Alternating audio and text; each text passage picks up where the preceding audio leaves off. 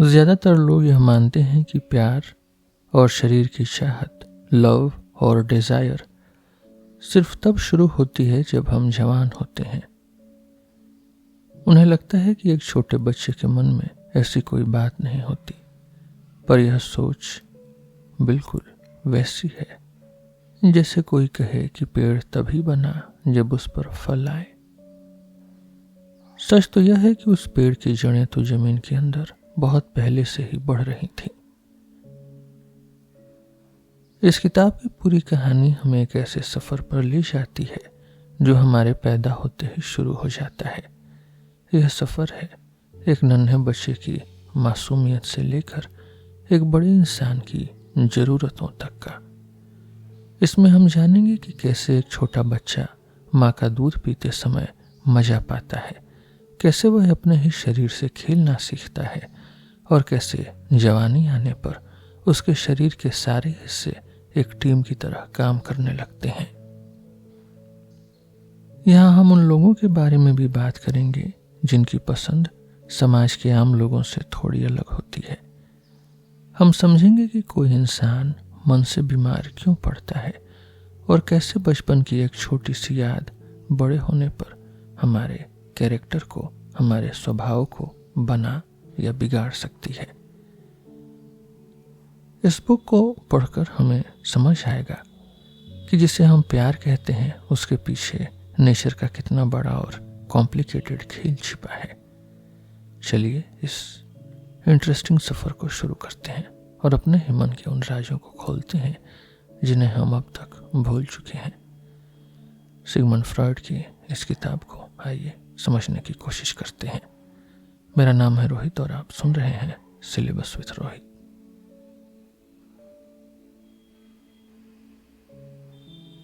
जैसे हमें खाने की भूख लगती है, वैसे ही इंसानों और जानवरों के शरीर में एक और जरूरत होती है। साइंस में इसे लिबिडो कहा जाता है। आप इसे शरीर की एक तरह की मांग या खिंचाव समझ सकते हैं। आमतौर पर लोग सोचते हैं कि यह खिंचाव या फीलिंग बचपन में नहीं होता। उन्हें लगता है कि यह सिर्फ तब शुरू होता है जब बच्चा बड़ा होने लगता है। लोगों का मानना है कि यह सिर्फ एक लड़के और लड़की के बीच का अट्रैक्शन है जिसका मकसद सिर्फ साथ आना या मिलना है। लेकिन अगर हम गहराई से देखें तो यह सोच काफी हद तक गलत है। असल में सच कुछ और ही है। लोगों की इन बातों में बहुत सारी कमियां और जल्दीबाजी में निकाले गए नतीजे भरे हुए हैं। अब दो चीजों को ध्यान से समझते हैं। पहला, जिस इंसान की तरफ हमारा मन खींचता है उसे हम सेक्सुअल ऑब्जेक्ट कहेंगे। दूसरा, वह काम जो हम करना चाहते हैं उसे सेक्सुअल एम कहेंगे। जब वैज्ञानिकों ने इसकी जांच पड़ताल की तो पता चला कि हर इंसान की पसंद और तरीका बहुत अलग हो सकता है। यह हमेशा वैसा नहीं होता जैसा समाज के ज्यादातर लोग सोचते हैं। अक्सर पुरानी कहानियों में सुनाया जाता है कि इंसान के दो हिस्से होते हैं, एक आदमी और एक औरत। ये दोनों प्यार के जरिए फिर से एक होना चाहते हैं। लेकिन यह जानकर हैरानी होती है कि कुछ मर्द ऐसे होते हैं जिन्हें औरतें नहीं बल्कि मर्द ही पसंद आते हैं। इस तरह कुछ औरतें ऐसी होती हैं जिन्हें मर्द नहीं बल्कि औरतें ही अच्छी लगती हैं। ऐसे लोगों को इनवर्ट्स कहा जाता है और उनकी इस हालत को इन्वर्जन कहते हैं। ऐसे लोग दुनिया में बहुत सारे हैं, हालांकि उनकी सही गिनती करना थोड़ा मुश्किल काम है। ये लोग अलग अलग तरह के होते हैं। पूरी तरह से उल्टे ये वो लोग हैं जिन्हें सिर्फ अपने ही जैसे जेंडर के लोग पसंद आते हैं, सेम सेक्स के लोग। उन्हें दूसरे जेंडर यानी अपोजिट सेक्स के लोगों में कोई इंटरेस्ट नहीं होता। कभी कभी तो उन्हें दूसरे जेंडर को देखकर चिढ़ या नफरत भी महसूस होती है। इस वजह से वे एक मर्द और औरत वाले रिश्ते को नहीं निभा पाते। फिर दोनों तरफ वाले यानी बाइसेक्सुअल्स, ये वे लोग हैं जिन्हें मर्द और औरत दोनों ही अच्छे लग सकते हैं। उनकी पसंद किसी एक तक रुकी नहीं होती। फिर कभी कभी वाले ओकेजनल इनवर्ट्स, ये लोग कुछ खास मौक़ों पर अपनी पसंद बदलते हैं। जैसे अगर आसपास कोई औरत न मिले तो वे मर्द के साथ रिश्ता बना लेते हैं।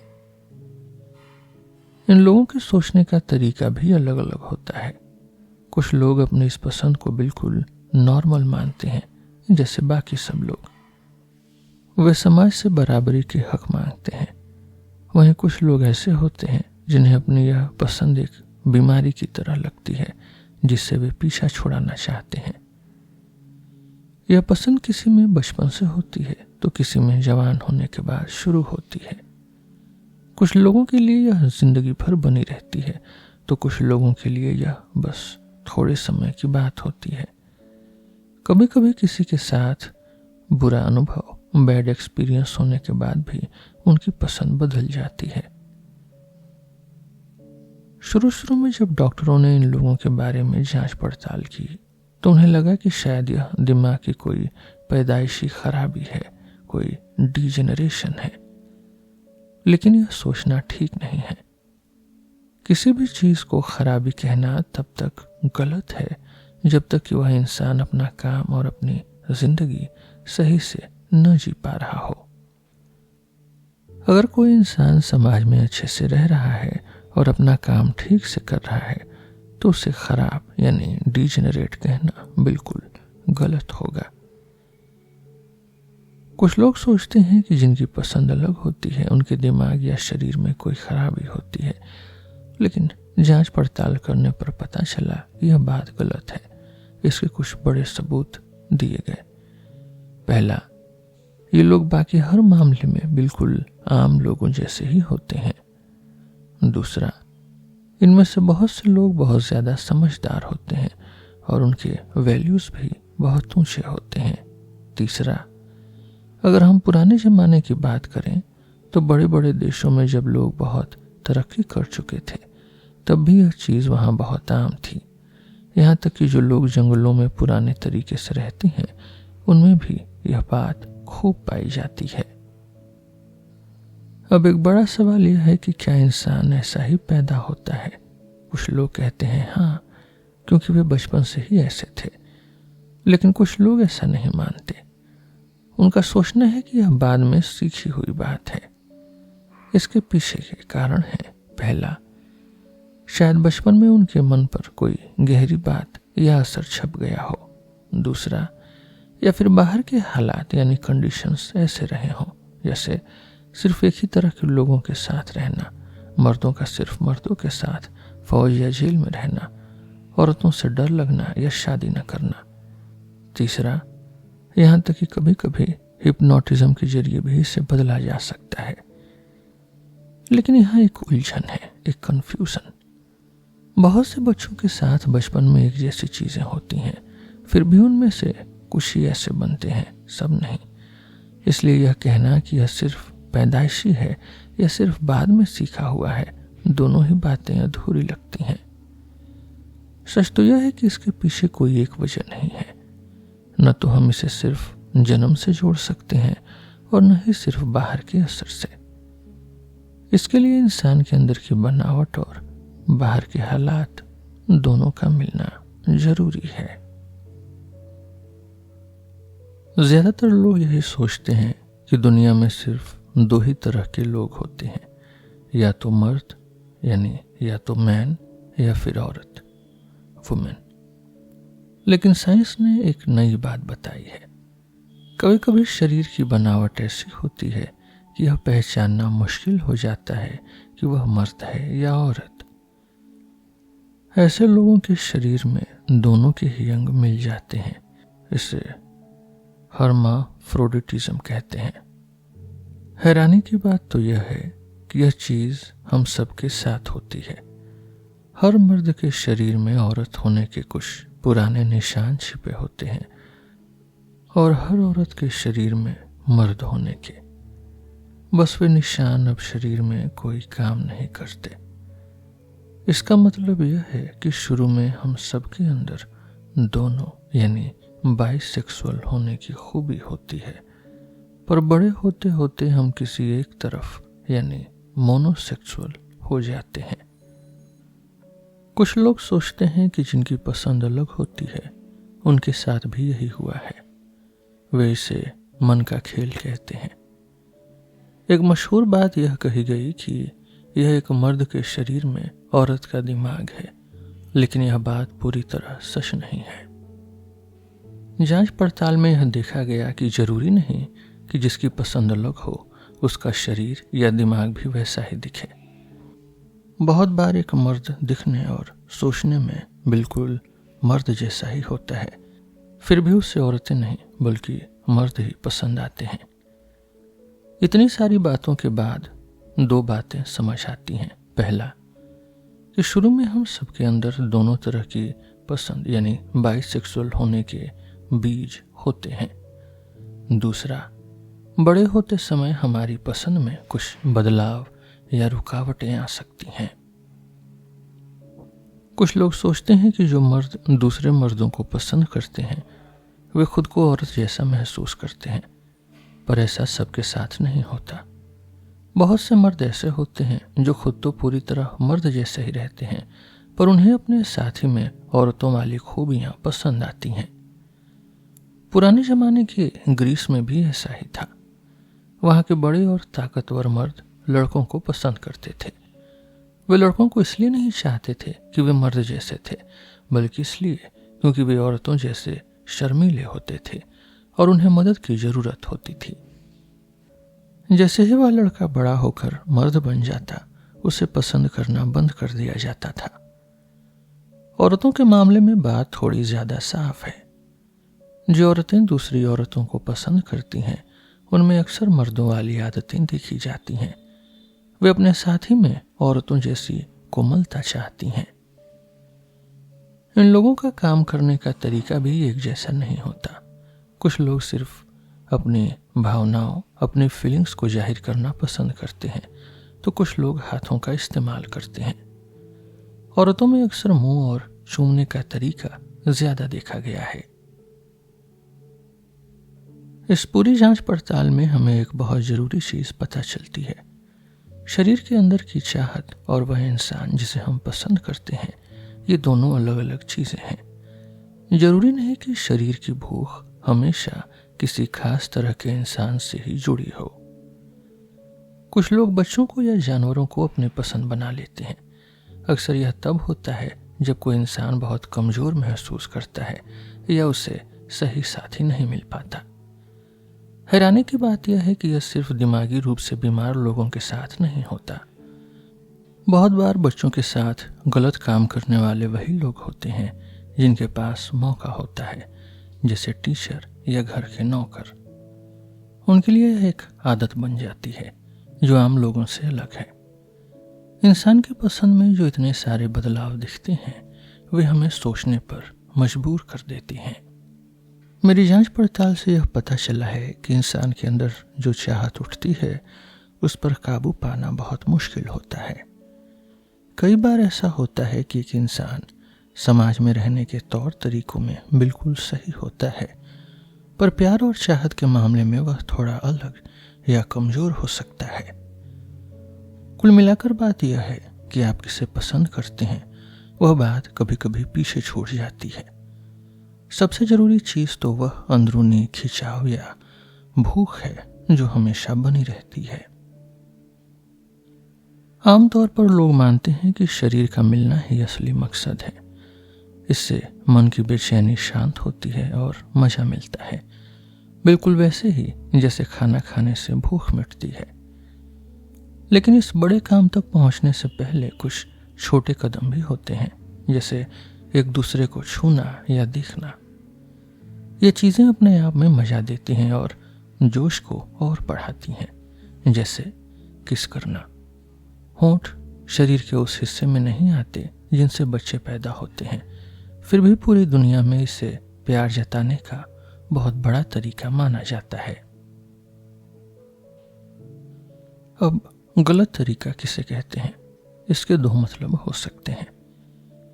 शरीर के उन हिस्सों का इस्तेमाल करना जो इस काम के लिए नहीं बने हैं, और दूसरा बीच के रास्तों जैसे सिर्फ छूना या देखना पर ही रुक जाना और आगे न बढ़ना। जब हम किसी को पसंद करते हैं तो हम सिर्फ उसके खास अंगों को नहीं देखते, बल्कि हमें उसका पूरा शरीर और उसकी बातें बहुत अच्छी लगने लगती हैं। हम उस इंसान के प्यार में इतने अंधे हो जाते हैं कि उसकी हर बात आंख बंद करके मानने लगते हैं। यही वजह है कि लोग सिर्फ एक तरीके तक नहीं रुकते, बल्कि वे शरीर के बाकी हिस्सों के साथ भी जुड़ना चाहते हैं। इसे आप एक्साइटमेंट, हंगर या नएपन की भूख कह सकते हैं। मुंह का इस्तेमाल करने को कुछ लोग गलत मानते हैं, लेकिन होठों से चूमने को सब सही मानते हैं। यहाँ घिन एक बहुत बड़ी रुकावट का काम करती है। सोचने वाली बात यह है कि आप जिस लड़की के होठों को बहुत प्यार से चूमते हैं, शायद उसका टूथब्रश इस्तेमाल करने में आपको घिन आए। यह घिन ही हमें रोक कर रखती है। लेकिन जब शरीर की चाहत, जब लिबिडो बहुत तेज होती है, तो वह इस घिन पर भी जीत पा लेती है। कुछ लोगों के लिए इस घिन को हराना ही सबसे बड़ा मजा बन जाता है। जैसे हमने मुंह के बारे में बात की, वैसे ही शरीर का पिछला हिस्सा यानी एनल ओपनिंग भी है। लोग इसे अक्सर गलत या गंदा मानते हैं। इसके पीछे सबसे बड़ी वजह घिन है। लोग सोचते हैं कि यह हिस्सा तो गंदगी निकालने के लिए है, तो यह प्यार का हिस्सा कैसे हो सकता है। लेकिन अगर हम गहराई से देखें तो यह वैसे ही घिन है जैसे कुछ लड़कियां मर्दों के खास अंगों के लिए महसूस करती हैं, क्योंकि वहां से पेशाब निकलता है। यह तरीका सिर्फ उन मर्दों के बीच नहीं होता जिन्हें मर्द पसंद हैं, बल्कि यह एक ऐसी चाहत है जो किसी में भी हो सकती है। असल में मन की चाहत पूरे शरीर पर अपना राज चाहती है। शरीर का कोई भी हिस्सा हो, मन की चाहत उसे अपने काबू में करना चाहती है। मुंह और शरीर के पिछले हिस्से जैसी जगहें भी कभी कभी खास अंगों की तरह ही बर्ताव करने लगती हैं। जांच पड़ताल से पता चला है कि यह सब हमारे मन के विकास का हिस्सा है। कभी कभी इंसान को किसी जीते जागते साथी की जगह किसी खास चीज या शरीर के किसी एक छोटे हिस्से से बहुत ज्यादा लगाव हो जाता है। इसे फेटिसिज्म कहते हैं। इसमें साथी की जगह इन चीजों को पसंद किया जाता है। शरीर के हिस्से जैसे सिर्फ पैर या सिर्फ बाल, बेजान चीजें जैसे कपड़े या अंदर पहनने वाले कपड़े। यह बिल्कुल वैसा ही है जैसे पुराने जमाने में कुछ लोग किसी पत्थर या चीज को अपना भगवान मान लेते थे। प्यार में थोड़ा बहुत ऐसा होना आम बात है, जैसे कोई अपने प्रेमी का रुमाल या कोई निशानी अपने पास रखना चाहे। लेकिन यह एक बीमारी या समस्या तब बन जाती है जब इंसान असली साथी को पूरी तरह भूल जाए और सिर्फ उस चीज के पीछे ही पागल हो जाए। इसके पीछे अक्सर बचपन की कोई पुरानी याद छिपी होती है, जैसे बचपन में किसी चीज को देखकर मन पर कोई गहरा असर पड़ गया हो, जिसे इंसान बड़ा होकर भी नहीं भूल पाता।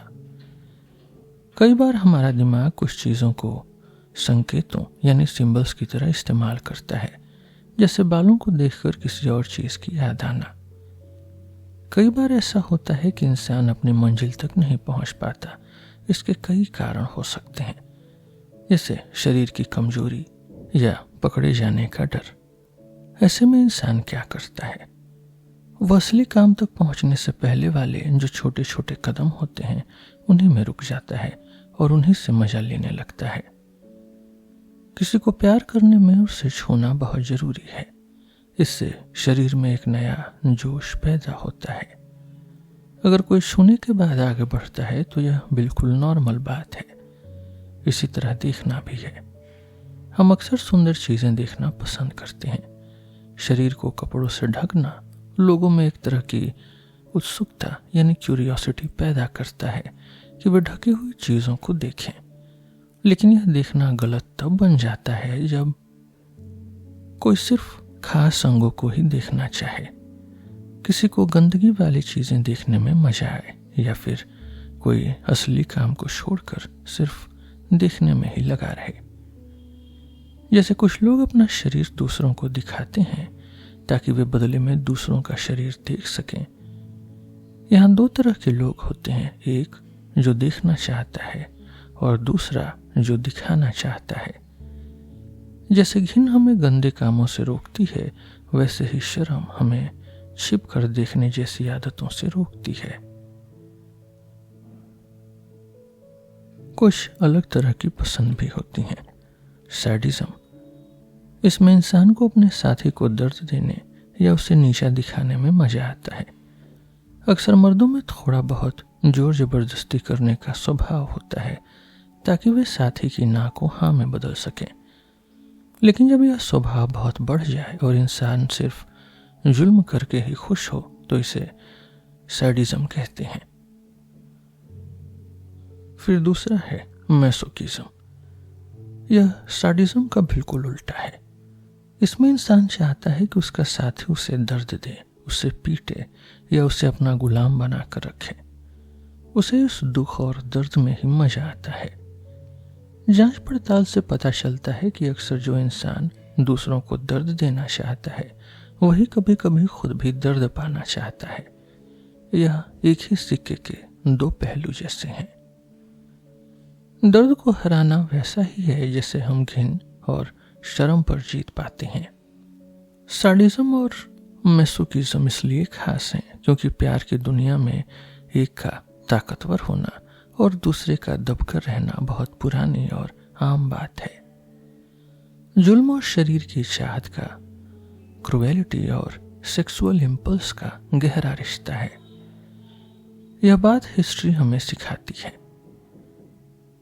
कुछ साइंटिस्ट कहते हैं कि यह पुराने जमाने की उस भूख का, उस लस्ट का हिस्सा है जब इंसान दूसरों पर राज करना चाहता था। देखा जाए तो हर दर्द में मजा पाने की एक छोटी सी गुंजाइश छिपी होती है, हालांकि इसकी कोई एक पक्की वजह अब तक नहीं मिल पाई है क्योंकि इंसान का दिमाग बहुत उलझा हुआ होता है। इस बदलाव की सबसे बड़ी खूबी यह है कि ये दोनों चीजें, दर्द देना और दर्द सहना, अक्सर एक ही इंसान के अंदर मिल जाती हैं। जो दूसरों को दर्द देकर खुश होता है वह खुद दर्द सहने में भी मजा ले सकता है। एक सैडिस्ट असल में एक मैसोकिस्ट भी होता है, बस उसकी एक तरफ की पसंद ज्यादा तेज हो सकती है। यह बिल्कुल मर्द और औरत के मेल जैसा है, बाइसेक्सुअलिटी जैसा, जहां एक काम को करने वाला है और दूसरा उसे सहने वाला। शुरू शुरू में डॉक्टरों को लगता था कि यह सब दिमाग की खराबी या बीमारी के लक्षण हैं, लेकिन अगर हम रोज की जिंदगी देखें तो हर आम और भले इंसान के अंदर थोड़ी बहुत ऐसी बातें होती ही हैं। जब तक ये बातें बहुत ज्यादा न बढ़ जाएं, लोग इन्हें प्यार की नजदीकी ही मानते हैं। प्यार की दुनिया में यह बताना बहुत मुश्किल है कि किस हद तक चीजें ठीक हैं और कहां से बीमारी शुरू होती है। हाँ, कुछ काम तो इतने अजीब और गंदे होते हैं कि उन्हें बीमारी कहना ही पड़ता है, जैसे गंदगी के साथ कुछ करना या मरे हुए शरीर के साथ गलत काम करना। लेकिन ताज्जुब की बात यह है कि ऐसे काम करने वाले लोग भी अपनी बाकी जिंदगी में बिल्कुल भले और नॉर्मल दिख सकते हैं। उनकी यह कमजोरी सिर्फ उनकी चाहत यानी इम्पल्स तक ही सिमटी होती है। वहीं दूसरी तरफ अगर किसी की पूरी जिंदगी ही अजीब है तो उसकी प्यार की जिंदगी यानी सेक्सुअल लाइफ भी अक्सर गड़बड़ पाई जाती है। किसी भी अलग तरह की पसंद को हम बीमारी सिर्फ इसलिए नहीं कहते कि वह अजीब है। वह बीमारी तब कहलाती है जब वह इंसान के ऊपर पूरी तरह हावी हो जाए। अगर कोई इंसान नॉर्मल तरीका भी अपनाता है और साथ में कुछ और चीजें भी पसंद करता है तो वह ठीक है, लेकिन अगर वह नॉर्मल रास्ते को पूरी तरह छोड़ दे और सिर्फ एक ही चीज पर जबरदस्ती अटक जाए तो उसे बीमारी का लक्षण माना जाता है। हैरानी की बात यह है कि सबसे गंदी या बुरी लगने वाली पसंद के पीछे भी हमारे दिमाग का बहुत बड़ा हाथ होता है। प्यार की ताकत इतनी ज्यादा है कि वह बुरी से बुरी चीज को भी बहुत प्यारा और ऊंचा बनाकर दिखा सकती है। सेक्स की दुनिया में सबसे अच्छी और सबसे नीची चीजें एक साथ जुड़ी होती हैं। जांच पड़ताल से यह पता चला है कि हमारी चाहत को रोकने के लिए मन में कुछ दीवारें होती हैं। इनमें सबसे बड़ी है शर्म यानी शेम और घिन यानी लोथिंग। ये दीवारें हमारी चाहत को एक सही दायरे में रखती हैं। अगर ये दीवारें बचपन में ही मजबूत हो जाएं, तो ये तय करती हैं कि बड़े होकर इंसान की पसंद कैसी होगी। जो लोग मन से थोड़े परेशान या बीमार रहते हैं, उनकी चाहत को समझने का सिर्फ एक पक्का रास्ता है। उस रास्ते को साइको एनालिसिस कहते हैं। मेरे 20 साल के काम और एक्सपीरियंस ने यह साबित किया है कि मन की इन बीमारियों के पीछे सबसे बड़ी वजह दबी हुई सेक्स की चाहत ही होती है। मरीज को जो भी तकलीफ या लक्षण, जो भी सिम्टम्स शरीर में महसूस होते हैं, वे असल में उसकी छुपी हुई चाहत का ही एक दूसरा रूप होते हैं। होता यह है कि जब कोई अपनी किसी इच्छा को जबरदस्ती मन के अंदर दबा देता है, तो वह इच्छा खत्म नहीं होती। वह मन के अंधेरे कोने में छिप जाती है और वहां से बाहर निकलने का रास्ता ढूंढती है। जब उसे सही रास्ता नहीं मिलता, तो वह शरीर की किसी बीमारी या दर्द के रूप में बाहर आती है। इसे कन्वर्जन कहते हैं। जब हम मरीज से बात करके इन दबी हुई बातों को फिर से याद करवाते हैं और उन्हें समझने की कोशिश करते हैं, तो वह बीमारी दूर होने लगती है। जांच पड़ताल से यह साफ हो गया है कि मरीज के शरीर की तकलीफें असल में उसकी दबी हुई चाहत का बदला हुआ रूप हैं। जो लोग हिस्टीरिया के मरीज होते हैं, उनमें शर्म और घिन बहुत ज्यादा होती है। वे इन बातों से इतना दूर भागते हैं कि जवान होने तक उन्हें इनके बारे में कुछ पता ही नहीं होता। यहाँ एक अजीब बात देखने को मिलती है। ऐसे मरीजों के मन में एक तरफ तो चाहत यानी डिजायर बहुत ज्यादा होती है, लेकिन दूसरी तरफ वे उससे बहुत ज्यादा मना भी करते हैं। जब जिंदगी में सचमुच ऐसी कोई बात सामने आती है, तो उनके मन में एक लड़ाई, एक कॉन्फ्लिक्ट शुरू हो जाती है। इस लड़ाई से बचने के लिए उनका मन बीमारी का रास्ता चुन लेता है। वह अपनी दबी हुई बातों को शरीर के दर्द या तकलीफ में बदल देता है। मेरी यह बात बहुत से लोगों को अजीब लग सकती है। सच तो यह है कि बीमारी उन अलग आदतों का उल्टा रूप है जिन्हें इंसान खुलकर नहीं दिखा पाता। जो काम एक परवर्ट खुलकर करता है, वही काम एक न्यूरोटिक मरीज के मन में दबकर बीमारी बन जाता है। इसलिए हम कहते हैं कि बीमारी असल में परवर्जन का उल्टा रूप है। जांच पड़ताल में मरीजों के मन के अंदर ये बातें छिपी मिली हैं। अपने ही जेंडर से लगाव। लगभग हर मरीज के मन के किसी कोने में अपने ही जैसे जेंडर यानी सेम सेक्स के लोगों के लिए खिंचाव होता है, भले ही उन्हें खुद इसका पता न हो। दूसरा, शरीर के दूसरे हिस्सों का इस्तेमाल। ये मरीज अपने मुंह या शरीर के पिछले हिस्से को भी चाहत से जोड़कर देखते हैं। उनके मन में इन हिस्सों के लिए वैसी ही भावनाएं, वैसी ही फीलिंग्स होती हैं जैसी खास अंगों के लिए होती हैं। तीसरा, दुख देना और नफरत। इनमें दूसरों को दुख देने या खुद दुख सहने वाली बातें भी खूब पाई जाती हैं। यही वजह है कि ऐसे लोग कभी कभी बहुत ज्यादा प्यार को अचानक नफरत में बदल देते हैं। वे जिसे सबसे ज्यादा चाहते हैं, उसी के दुश्मन बन जाते हैं। जांच पड़ताल में हमें कुछ और दिलचस्प बातें पता चली हैं। चीजों से लगाव। मन की बीमारी वाले लोगों के अंदर दबी हुई बातों में चीजों से लगाव वाली बात नहीं मिलती। इससे यह पता चलता है कि चीजों से लगाव वाली पसंद एक बिल्कुल अलग तरह का सोचने का तरीका है। दूसरा, रूल ऑफ पेयर्स, जोड़ियों का नियम। मन के अंदर हमेशा चाहतें जोड़ियों में रहती हैं। अगर किसी के मन में अपना शरीर दूसरों को दिखाने की बात है, तो उसके अंदर दूसरों को छिपकर देखने की चाहत भी जरूर होगी। इसी तरह अगर कोई दूसरों को दर्द देना चाहता है, तो उसके मन के किसी कोने में खुद दर्द सहने वाली बात भी छिपी होती है। तीसरा, बहुत सारी चाहतें। किसी भी मरीज के अंदर सिर्फ एक नहीं बल्कि बहुत सारी अलग अलग दबी हुई चाहतें एक साथ मिल सकती हैं। अब हम एक जरूरी चीज समझते हैं, ये चाहतें आखिर आती कहां से हैं। इंसान का शरीर अंदर से लगातार एक खिंचाव या मांग या डिमांड पैदा करता है, इसे ही इम्पल्स कहते हैं। यह बिल्कुल वैसे ही है जैसे पेट खाली होने पर भूख लगती है। यह हमारे शरीर और मन के बीच का एक पुल है। शरीर के कुछ खास हिस्से ऐसे होते हैं जहां से यह प्यार वाली चाहत उठती है। इन हिस्सों को एरोजेनस जोन कहते हैं।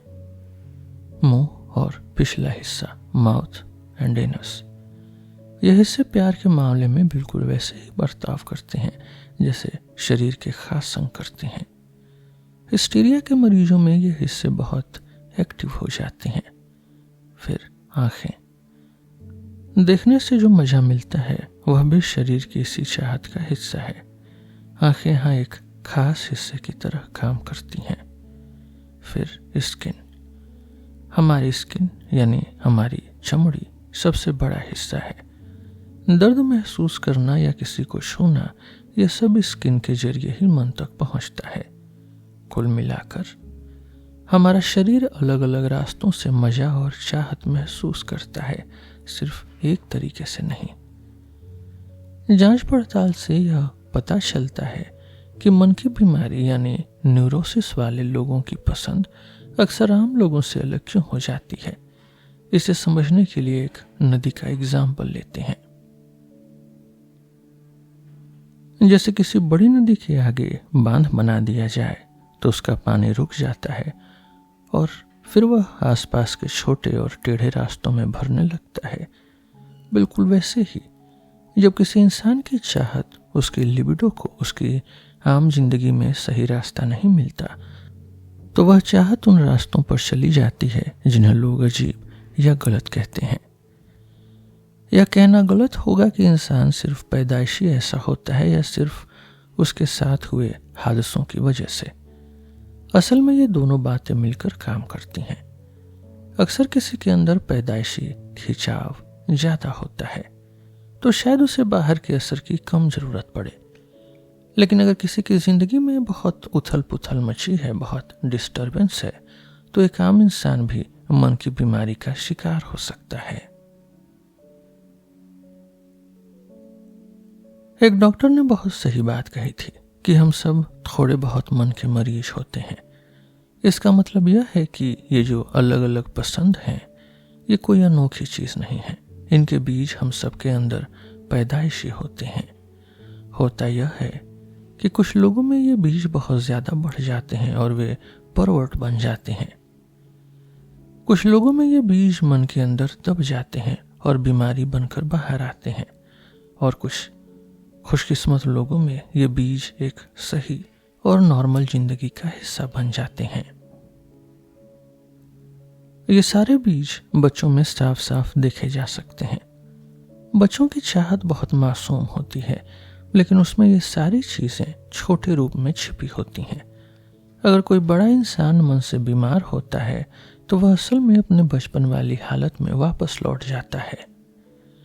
अब हमें यह समझना होगा कि बचपन की ये छोटी छोटी भावनाएं, ये फीलिंग्स बड़ी होकर कैसे बदलती हैं और वे एक इंसान को नॉर्मल बनाएंगी या बीमार, नॉर्मल या neurotic. Part 2, the infantile sexuality, बचपन की छुपी हुई यादें। ज्यादातर लोग यही मानते हैं कि बच्चों के मन में प्यार या शरीर की चाहत जैसी कोई बात नहीं होती। वे सोचते हैं कि यह सब सिर्फ तब शुरू होता है जब बच्चा बड़ा होने लगता है, लेकिन यह सोचना एक बहुत बड़ी गलती है। अगर हम बच्चों के जीवन की ठीक से जांच पड़ताल करें तो हमें पता चलेगा कि ये सारी भावनाएं, ये सारी फीलिंग्स उनके अंदर शुरू से ही मौजूद होती हैं। बड़ी हैरानी की बात है कि बड़े बड़े लेखक जब किसी इंसान के बिहेवियर को समझते हैं तो वे उसके खानदान या पुरखों पर तो बहुत ध्यान देते हैं, पर उस इंसान के खुद के बचपन को भूल जाते हैं। वे हेरिडिटी यानी विरासत को ज्यादा जरूरी मानते हैं। कभी कभी डॉक्टरों की किताबों में छोटे बच्चों की कुछ हरकतों के बारे में लिखा तो जाता है, जैसे उनका अपने अंगों को छूना यानी मास्टरबेशन, लेकिन लोग इसे एक अजीब घटना या बुरी आदत मानकर छोड़ देते हैं।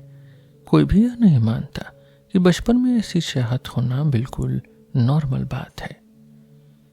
हम सबके साथ एक बहुत ही अजीब चीज होती है। हमें अपने बचपन के शुरू के 6 से 7 साल लगभग बिल्कुल याद नहीं रहते। इसे इन्फेंटाइल एमनेशिया कहते हैं। सोचने वाली बात यह है कि उन सालों में हम हर चीज पर जोरदार तरीके से रिएक्ट करते थे। हमें दर्द होता था, मजा आता था, हम जलन भी महसूस करते थे और प्यार भी। बड़े लोग हमें देखकर कहते थे कि यह बच्चा तो बहुत समझदार है, फिर भी बड़े होने पर हमें इनमें से कुछ भी याद नहीं रहता। हमारा दिमाग इतना पीछे क्यों रह जाता है? सच तो यह है कि हम इन यादों को भूलते नहीं हैं। ये यादें हमारे मन के अंदर बहुत गहरे निशान छोड़ देती हैं और हमारे आने वाले कल को बनाती हैं। असल में यह वैसी ही चीज है जैसी मन के मरीजों के साथ होती है। वे अपनी यादों को भूलते नहीं, बल्कि उनका दिमाग उन बातों को कहीं अंदर छुपा देता है। जिसने इस राज को समझ लिया कि हम बचपन की बातें क्यों भूल जाते हैं, वह मन की बड़ी बीमारियों को भी समझ जाएगा। बिना बचपन की इन दबी हुई यादों के मन की बीमारियां कभी पैदा ही नहीं हो सकती। हम सब अपने बचपन को किसी पुरानी कहानी की तरह देखते हैं। हमें याद ही नहीं रहता कि हमारी चाहत, हमारी सेक्सुअल लाइफ कब और कैसे शुरू हुई थी। इसी भूलने की बीमारी की वजह से लोग बचपन के उन सालों को जरूरी चीज नहीं मानते। पर मैंने अपनी जांच पड़ताल से यह पाया है कि बचपन ही वह बुनियाद है जिस पर हमारी पूरी जिंदगी टिकी होती है। बच्चों के व्यवहार को देखकर एक बात साफ होती है। बच्चा जब पैदा होता है तो उसके अंदर चाहत के बीज होते हैं। 3 या 4 साल की उम्र तक ये भावनाएं, ये फीलिंग्स थोड़ी बहुत दिखने लगती हैं, पर उसके बाद अचानक सब कुछ शांत हो जाता है। इसे हम शांत दौर या लेटेंसी पीरियड कहते हैं। इसी शांत समय के दौरान हमारे मन में कुछ दीवारें बनने लगती हैं। ये दीवारें हैं घिन, शर्म और क्या सही है और क्या गलत, इसकी समझ। भले ही घर वाले और टीचर हमें ये बातें सिखाते हैं, पर असल में ये दीवारें हमारे शरीर के अंदर कुदरती तौर पर अपने आप बनती हैं। पढ़ाई लिखाई तो बस इन दीवारों को थोड़ा और मजबूत और साफ बनाने का काम करती है। अब सवाल यह है कि बचपन की वह ताकत कहाँ जाती है? वह खत्म नहीं होती, बस अपना रास्ता बदल लेती है। उसे शरीर की चाहत से हटाकर दूसरे कामों में लगा दिया जाता है, जैसे पढ़ाई करना, खेल कूद या कोई आर्ट सीखना। इसे सब्लिमेशन कहते हैं। दुनिया में आज तक जितनी भी बड़ी तरक्की हुई है, जितने भी कल्चर हुए हैं, वह इसी ताकत की वजह से हुए हैं। लेकिन यह शांति हमेशा पूरी तरह बनी नहीं रहती। कभी कभी दबी हुई चाहत यानी सेक्सुअल इम्पल्स बीच बीच में बाहर आ जाती है। जब ऐसा होता है तो बड़े लोग और टीचर डर जाते हैं। वे इसे एक बुराई मानने लगते हैं जिसे ठीक नहीं किया जा सकता।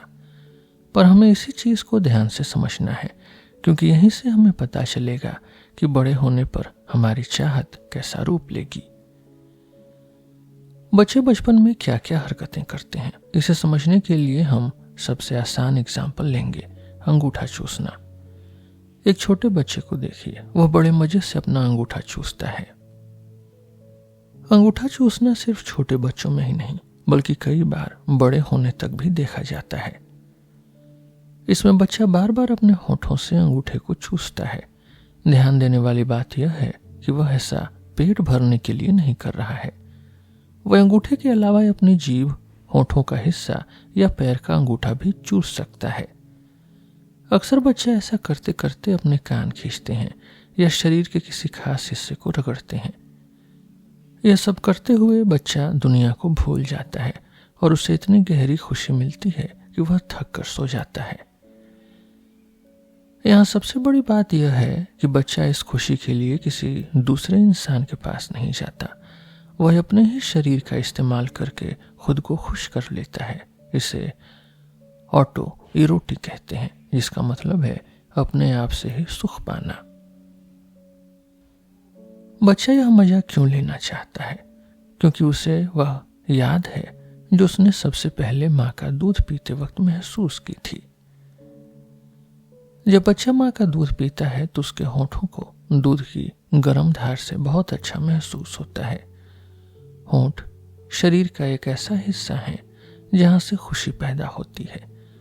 शुरू में यह खुशी खाने के साथ जुड़ी होती है, पर धीरे धीरे बच्चा खाने और मजे को अलग कर देता है।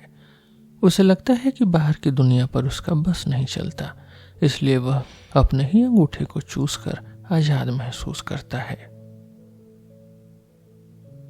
जो बच्चे बचपन में बहुत ज्यादा अंगूठा चूसते हैं, बड़े होकर उनके सोचने का तरीका थोड़ा अलग हो सकता है। वे बड़े होकर बहुत ज्यादा किस करना पसंद कर सकते हैं।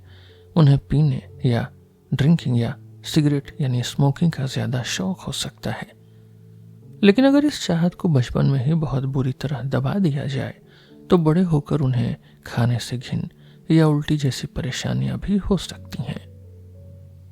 इस जांच पड़ताल से हमें बच्चों की चाहत के बारे में 3 बातें पता चली। पहला, यह जीने के लिए जरूरी काम जैसे खाना खाना के साथ शुरू होती है। दूसरा, इसमें किसी दूसरे साथी की जरूरत नहीं होती, बच्चा खुद से ही मजा लेता है। और तीसरा, यह शरीर के किसी खास हिस्से जैसे होठ के जरिए काम करती है। अंगूठा चूसने के एग्जाम्पल से हमें शरीर के उन हिस्सों के बारे में बहुत कुछ पता चलता है जो मजा देते हैं। ये स्किन या शरीर के नरम हिस्से होते हैं जिन्हें छूने या सहलाने से एक खास तरह का सुख मिलता है। यह सुख बार बार एक ही तरीके से छूने पर मिलता है, जैसे हमें गुदगुदी होने पर महसूस होता है। अभी भी साइंटिस्ट इस बात को पूरी तरह नहीं समझ पाए हैं कि मजा और दर्द हमारे मन में कैसे काम करते हैं, पर एक बात पक्की है कि शरीर के कुछ हिस्से इस काम के लिए पहले से तय होते हैं।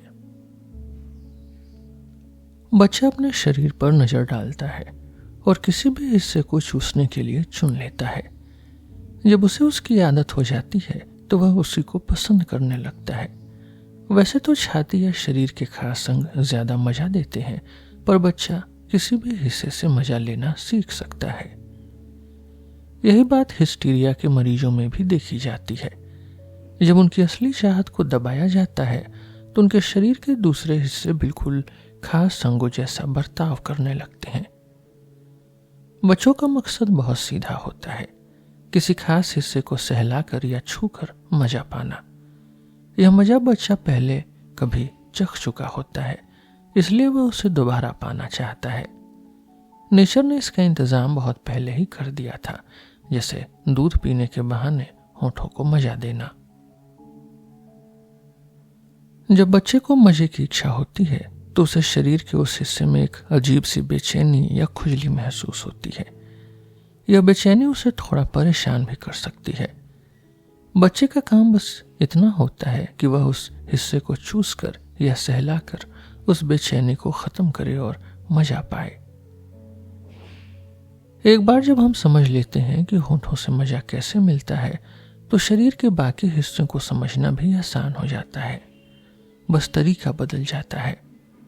होठों के लिए बच्चा चूसता है तो दूसरे हिस्सों के लिए वह अपने शरीर की दूसरी हरकतों का इस्तेमाल करता है। जैसे मुंह खाने के काम आता है, वैसे ही शरीर का पिछला हिस्सा यानी एनस गंदगी बाहर निकालने के काम आता है। पर जांच पड़ताल से पता चला है कि बच्चों के लिए यह हिस्सा बहुत मजा देने वाला होता है। बचपन में अगर पेट खराब हो जाए तो इस हिस्से में बहुत हलचल या खुजली होती है। बड़े लोग इसे सिर्फ बच्चे की घबराहट कह देते हैं, पर असल में यह बच्चे की सोच पर गहरा असर डालती है। जो लोग आगे चलकर मन की बीमारी के शिकार होते हैं, उनके पेट की गड़बड़ी का सीधा रिश्ता बचपन की इन बातों से होता है। कुछ बच्चे अपनी पॉटी को रोक कर रखते हैं। वैसा इसलिए करते हैं ताकि शरीर के अंदर बहुत ज्यादा दबाव बन जाए। जब वह गंदगी रगड़ खाती हुई बाहर निकलती है तो बच्चे को दर्द के साथ साथ एक अजीब सा मजा भी मिलता है। अगर बच्चा पॉटी करने के लिए बैठने से मना कर दे और बाद में बिस्तर गंदा कर ले तो घर वाले उसे बुरा बच्चा कहने लगते हैं, पर बच्चा तो बस अपने शरीर के उस मजे को छोड़ना नहीं चाहता। उसके लिए वह गंदगी एक तोहफे की तरह है। अगर वह उसे बाहर निकाल देता है तो वह सबकी बात मान रहा है, अगर रोक लेता है तो वह अपना गुस्सा या जिद दिखा रहा है। यही वजह है कि जो बच्चे बचपन में जानबूझकर पॉटी रोकते हैं उन्हें बड़े होकर कब्ज की शिकायत ज्यादा रहती है। शरीर के जो खास अंग होते हैं वे बचपन में सबसे ज्यादा जरूरी नहीं होते, पर नेचर ने उन्हें बड़े होकर बहुत जरूरी काम करने के लिए बनाया है। यह हिस्से पेशाब करने के रास्ते से जुड़े होते हैं। बचपन में भी इन हिस्सों में गंदगी या कपड़ों की रगड़ से थोड़ी बहुत हलचल शुरू हो जाती है। यहीं से उस रास्ते की शुरुआत होती है जिसे हम बड़े होने पर एक आम और सही जिंदगी कहते हैं। शरीर की बनावट और साफ सफाई की वजह से बच्चों को अक्सर अपने खास अंगों में एक अच्छा महसूस होने लगता है। कभी कभी लड़कियों को पेट के कीड़ों की वजह से भी वहां खुजली या हलचल महसूस होती है। जब शरीर को धोया या रगड़ा जाता है तो बच्चे को वहां से मजा मिलता है और वह इसे बार बार करना चाहता है। नेचर का यह एक खास तरीका है। वह चाहती है कि बच्चा बचपन से ही इन हिस्सों को जरूरी चीज समझना शुरू कर दे। इसे हम बचपन की आदत या इन्फेंटाइल मास्टरबेशन कह सकते हैं, जिससे शायद ही कोई बच्चा बच पाता है। लड़के अक्सर इसमें अपने हाथों का इस्तेमाल करते हैं, जिससे पता चलता है कि वे चीजों पर अपना कब्जा जमाना चाहते हैं। वहीं लड़कियां अक्सर अपनी जांघों को आपस में सटाकर दबाव बनाती हैं। यह आदत बच्चों में 3 बार उभर कर आती है। पहला समय जब बच्चा बहुत छोटा होता है और मां का दूध पीता है। दूसरा समय जब बच्चा लगभग 4 साल का होता है। तीसरा समय जब बच्चा जवान होने लगता है।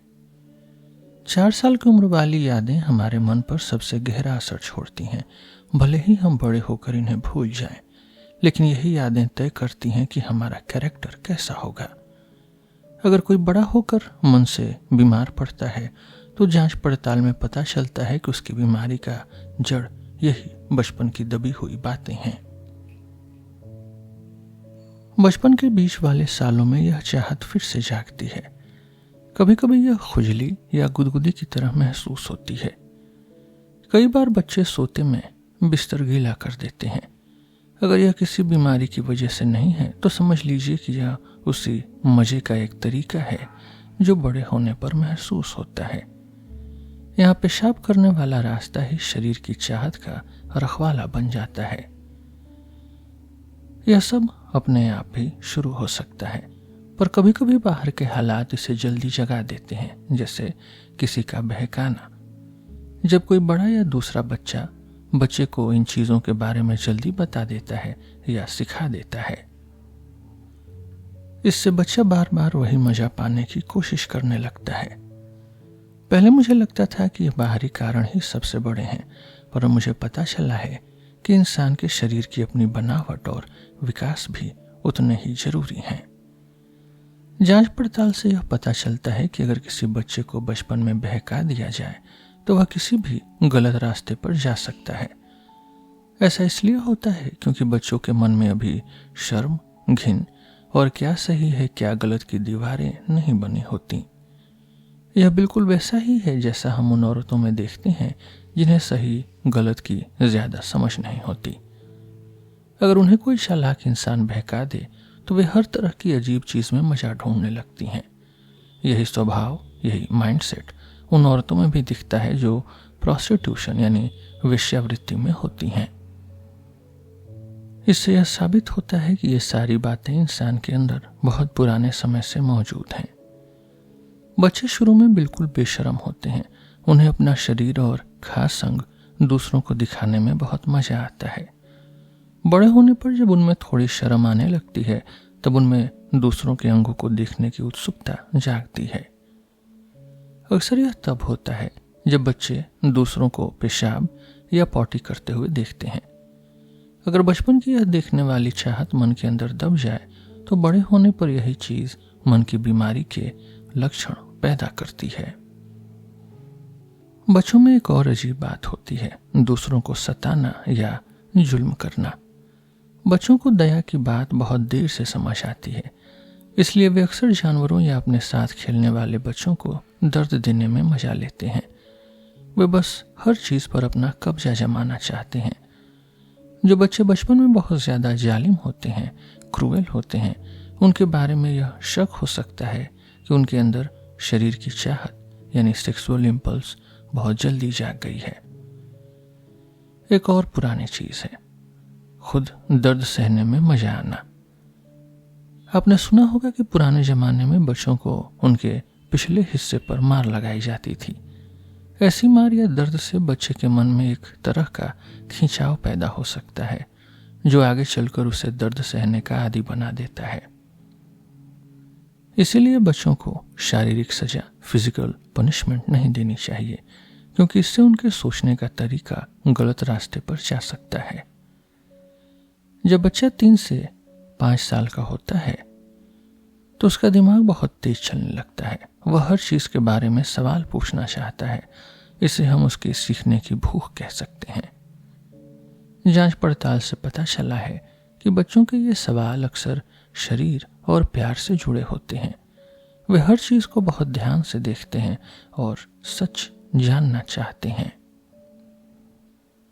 बच्चा सिर्फ जानकारी के लिए सवाल नहीं पूछता, बल्कि उसे अपनी फिक्र होती है। जब उसे लगता है कि घर में कोई नया बच्चा आने वाला है तो उसे डर लगता है कि कहीं मम्मी पापा का प्यार कम न हो जाए। तब उसके मन में यह बड़ा सवाल आता है कि बच्चे कहाँ से आते हैं। शुरू शुरू में लड़का यही सोचता है कि जैसा उसका शरीर है वैसा ही दुनिया में सबका है। उसे लगता है कि सबके पास एक जैसे खास अंग होते हैं। जब लड़के को पता चलता है कि लड़कियों का शरीर अलग है तो वह डर जाता है। उसे लगता है कि शायद उनके अंग खो गए हैं। इस डर को कास्ट्रेशन कॉम्प्लेक्स कहते हैं। दूसरी तरफ छोटी लड़की जब लड़के के शरीर को देखती है तो उसे जलन महसूस हो सकती है और वह भी लड़के जैसा बनना चाहती है। बहुत से लोगों को याद होगा कि बचपन में वे सोचते थे कि बच्चे कैसे आते हैं।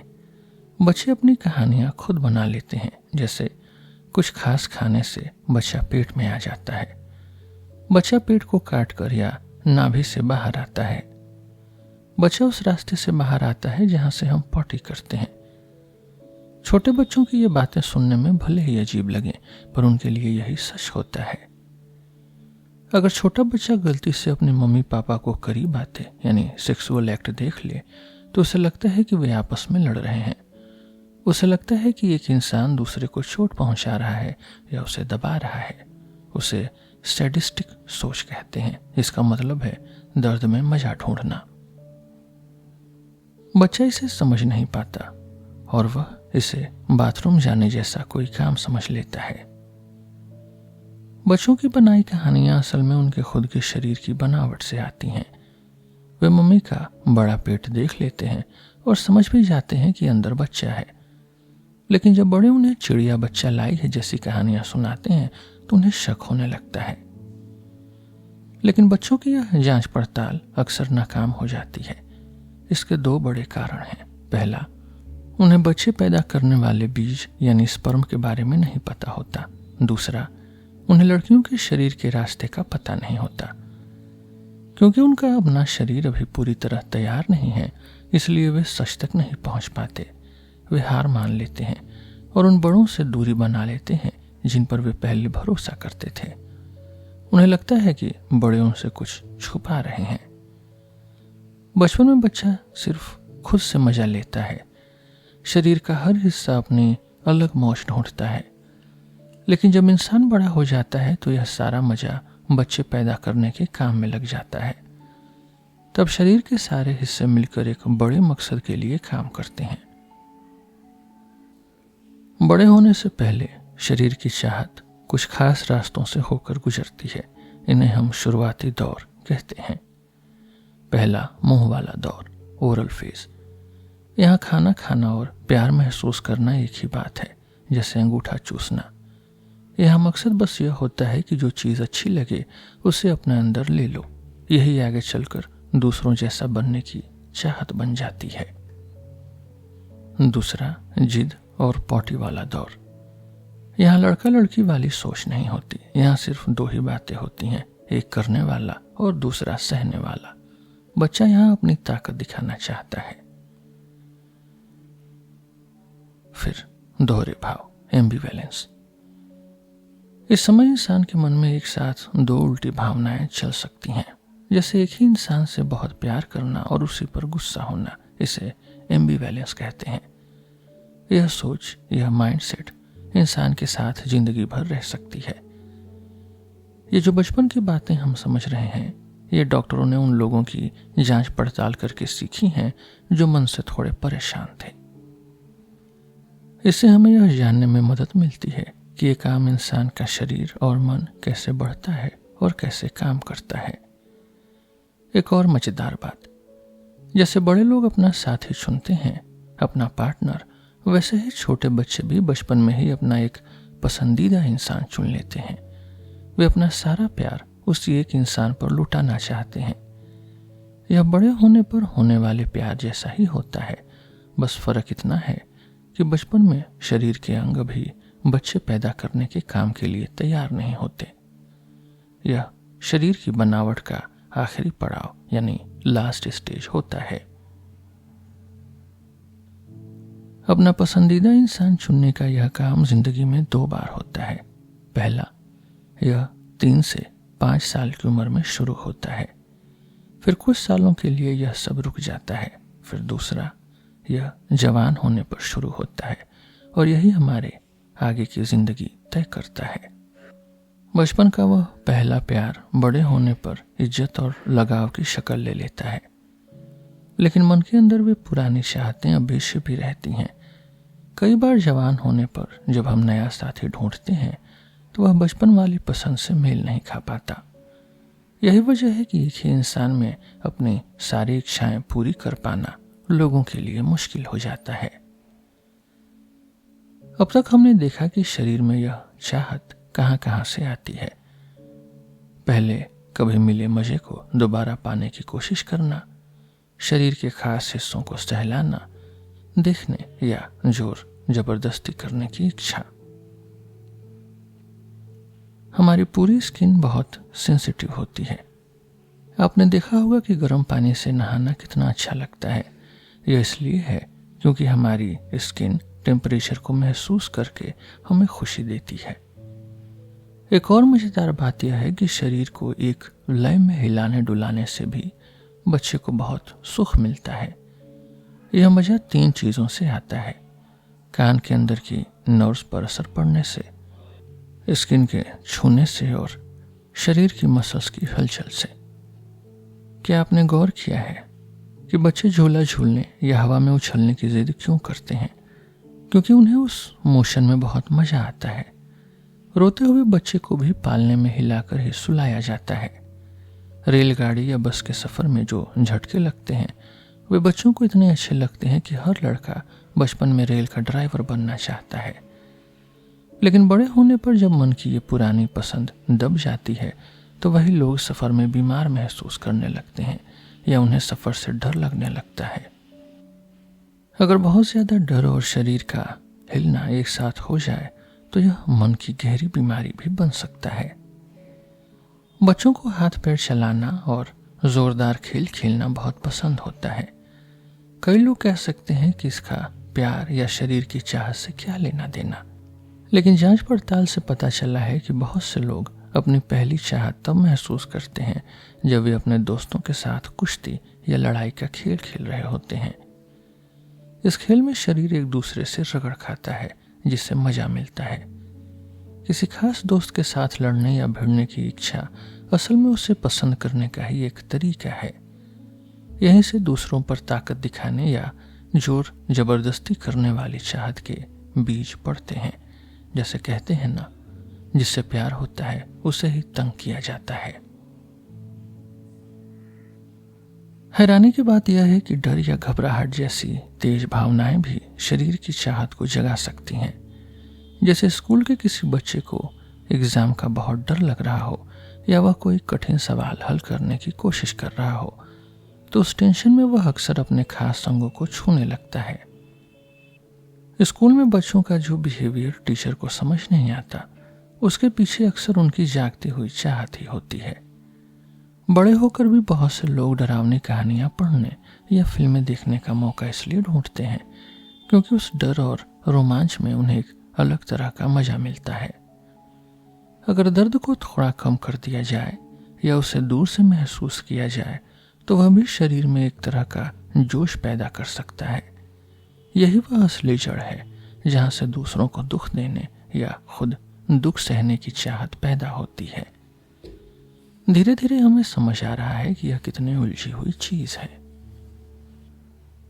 जब हम किसी चीज पर बहुत गहराई से ध्यान लगाते हैं या दिमाग वाला कोई बड़ा काम करते हैं तो उससे भी शरीर में जोश पैदा हो सकता है। यह चीज जवानों में ज्यादा देखी जाती है पर बड़ों में भी होती है।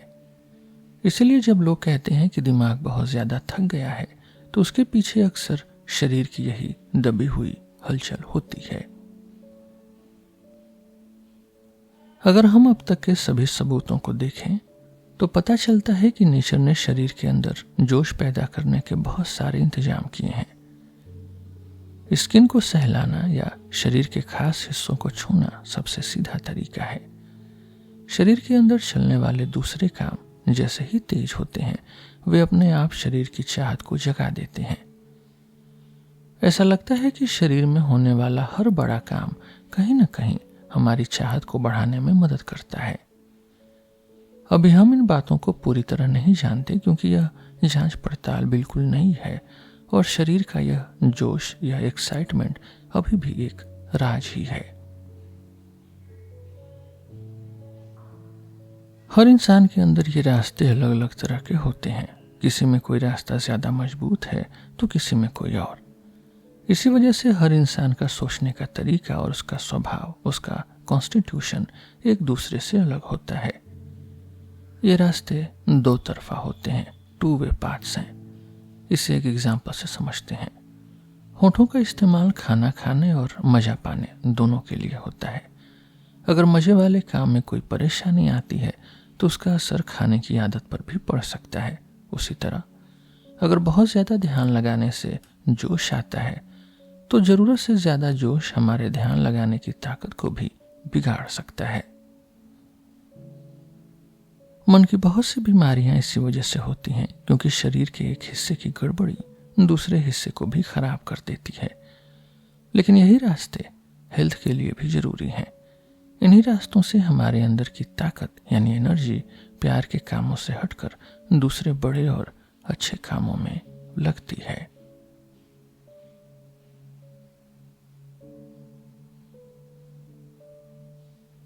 Part 3 the transformation of puberty. जवान होने के साथ ही शरीर और मन में बहुत बड़े बदलाव शुरू हो जाते हैं। अब तक बच्चा सिर्फ अपने शरीर से ही मजा लेता था, लेकिन अब उसे एक साथी की जरूरत महसूस होने लगती है। बचपन में शरीर का हर हिस्सा अपनी अपनी मौज ढूंढता था, पर अब वे सब मिलकर एक टीम की तरह काम करते हैं। अब शरीर के खास अंग लीडर बन जाते हैं और बाकी हिस्से उनकी बात मानते हैं। आदमियों में यह बदलाव समझना आसान है, पर औरतों में यह थोड़ा उलझा हुआ होता है। एक सही और अच्छी जिंदगी के लिए इन दो रास्तों का मिलना वैसे ही जरूरी है जैसे किसी पहाड़ के दोनों तरफ से सुरंग खोदी जा रही हो और वे ठीक बीच में मिल जाएं।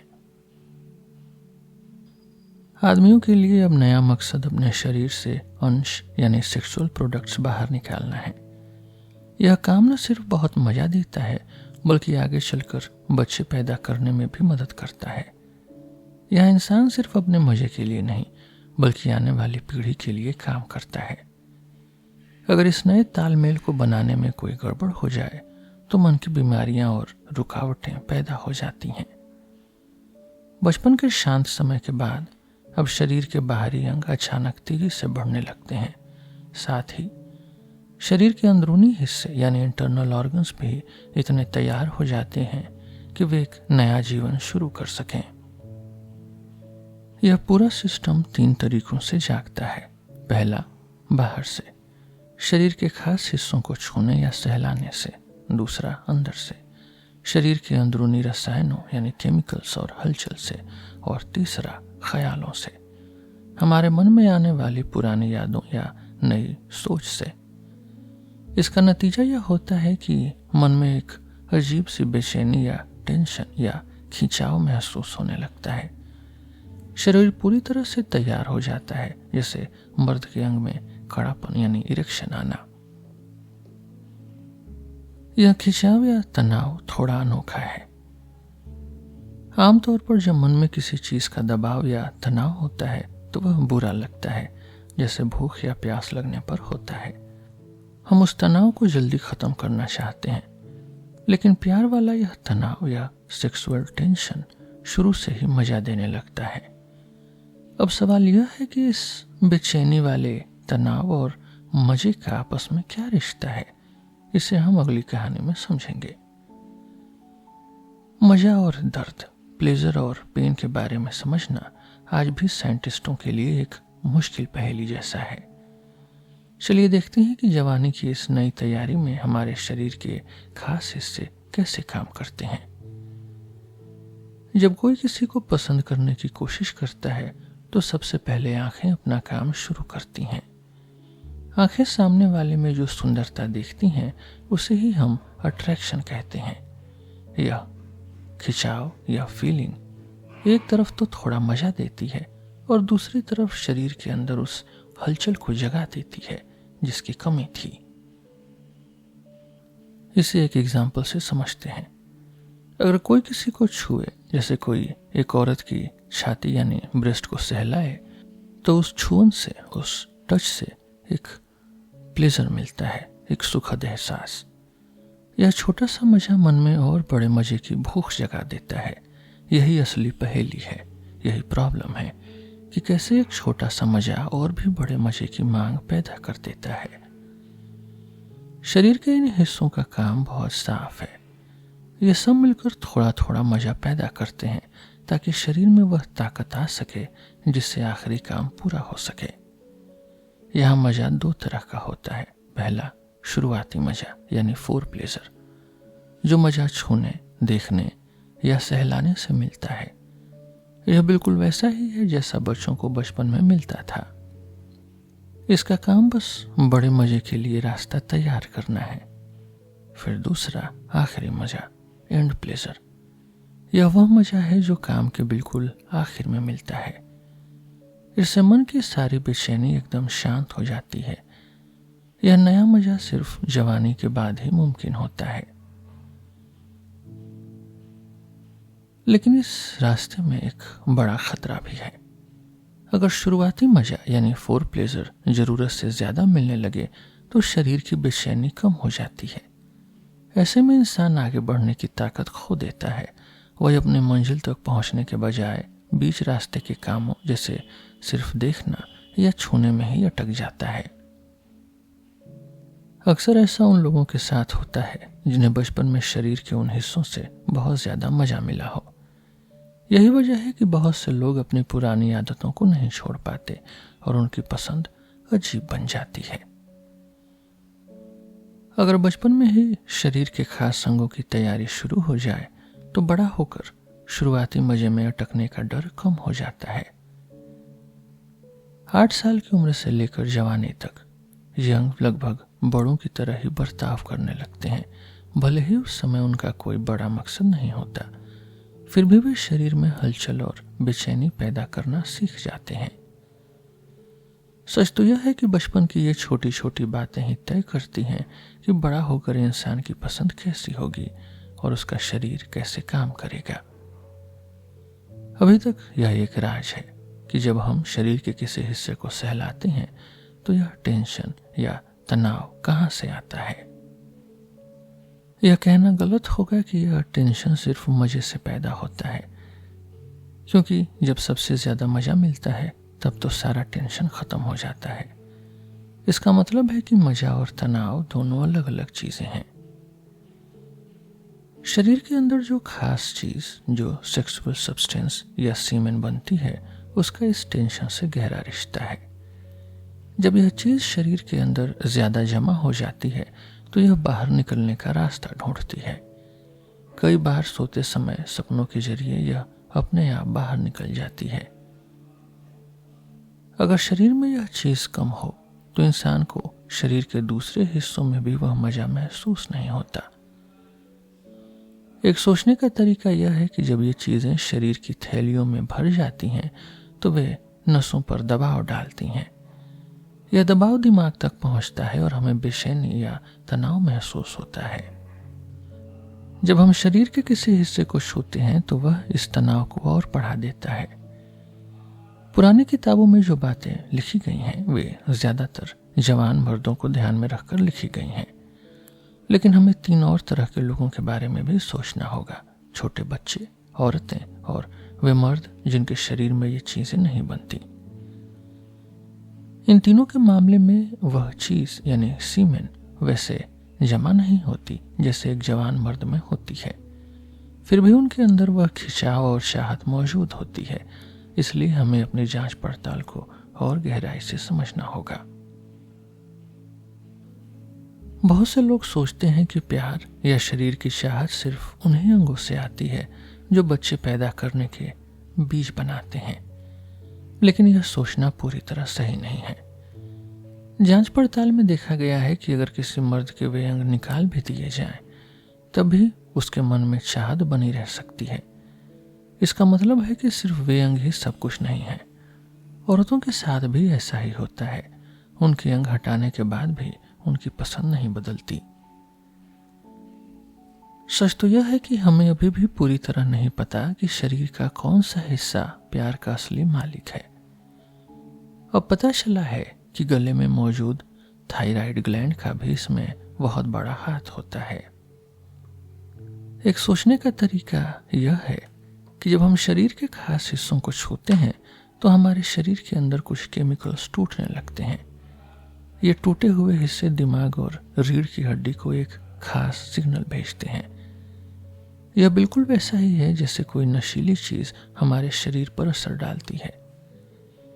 जब किसी की प्यार की जिंदगी में गड़बड़ी आती है तो उसके लक्षण बिल्कुल वैसे ही होते हैं जैसे किसी नशेड़ी को नशा न मिलने पर होते हैं। तो लिबिडो क्या है? इस पूरी ताकत, इस पूरी एनर्जी को हम लिबिडो कहते हैं। यह एक ऐसी शक्ति है जो कम या ज्यादा होती रहती है। यह ताकत उस एनर्जी से अलग है जो हमें खाना खाने से मिलती है। जांच पड़ताल से पता चला है कि यह जोश सिर्फ हमारे खास अंगों से नहीं बल्कि शरीर के हर हिस्से से आता है। इस ताकत को हम 2 तरह से समझ सकते हैं। खुद की ताकत यानी ईगो लिबिडो, जब यह ताकत हमारे अपने अंदर ही होती है। दूसरा, दूसरे के लिए चाहत यानी ऑब्जेक्ट लिबिडो, जब यह ताकत हमारे अंदर से निकलकर किसी दूसरे इंसान की तरफ खींचती है। जब हम किसी से प्यार करते हैं तो हमारी यह पूरी दिमागी ताकत उसी इंसान पर जाकर टिक जाती है। साइकोएनालिसिस के जरिए हम यही देखते हैं कि यह ताकत कब और कैसे एक इंसान से दूसरे इंसान पर जाती है और कब खत्म हो जाती है। प्यार की वह एनर्जी जिसे हम लिबिडो कहते हैं वह हमेशा दूसरों की तरफ ही नहीं रहती। कभी कभी यह दूसरों से हटकर वापस हमारे अपने पास आ जाती है। जब यह ताकत अपने ही ऊपर टिक जाती है तो इसे नार्सिस्टिक या खुद से लगाव कहते हैं। हमारा मन एक बहुत बड़ी पानी की टंकी जैसा है। यहाँ से प्यार की ताकत दूसरों के लिए बाहर भेजी जाती है और जरूरत पड़ने पर वापस इसी टंकी में भर ली जाती है। बचपन में यह ताकत सिर्फ हमारे अपने पास होती है जो बाद में दूसरों की तरफ बहने लगती है। मन की बड़ी बीमारियों को समझने के लिए यह जानना जरूरी है कि यह ताकत टंकी के अंदर कैसे काम कर रही है। वैसे तो जवानी आने पर लड़के और लड़की का स्वभाव, उनका कैरेक्टर बिल्कुल अलग हो जाता है, पर इसके बीज बचपन में ही दिख जाते हैं। छोटी लड़कियां लड़कों के मुकाबले जल्दी शर्म और घिन करना सीख जाती हैं। वे अपनी चाहतों को दबाने में भी लड़कों से आगे होती हैं। लेकिन एक बहुत हैरान करने वाली बात यह है कि बचपन में दोनों के मजा पाने का तरीका एक जैसा ही होता है। अगर हम गहराई से देखें तो प्यार की यह चाहत, यह लिबिडो हमेशा मर्दानगी स्वभाव की ही होती है, चाहे वह लड़के में हो या लड़की में। लड़कियों के शरीर में बचपन में मजा देने वाला सबसे मेन हिस्सा क्लिटोरिस होता है। यह हिस्सा बिल्कुल लड़कों के खास अंग पेनिस जैसा ही काम करता है। छोटी लड़कियां भी वहां से अपनी चाहत को महसूस करती हैं। लेकिन जवानी आने पर लड़कियों के साथ एक नई चीज होती है। उनके अंदर एक रुकावट पैदा होती है जो बचपन के उस मजा देने वाले हिस्से यानी क्लिटोरिस को चुप करा देती है। अब उस मजे को शरीर के दूसरे हिस्से तक पहुंचना होता है। यह बिल्कुल वैसा ही है जैसे सूखी लकड़ी को आग लगाने के लिए पहले एक छोटी तीली या घास जलाई जाती है। क्लिटोरिस का काम अब बस उस हलचल को शुरू करना और उसे आगे के हिस्सों तक पहुंचाना है। अगर यह रास्ता सही से नहीं बदल पाता और लड़की का मन पुराने हिस्से पर ही अटका रह जाता है तो वह बड़े होने पर उस सुख को महसूस नहीं कर पाती। इसे सुन्न हो जाना या एनेस्थीसिया कहते हैं। औरतों में मन की बीमारियां यानी हिस्टीरिया अक्सर इसी बदलाव के सही से न हो पाने की वजह से होती हैं।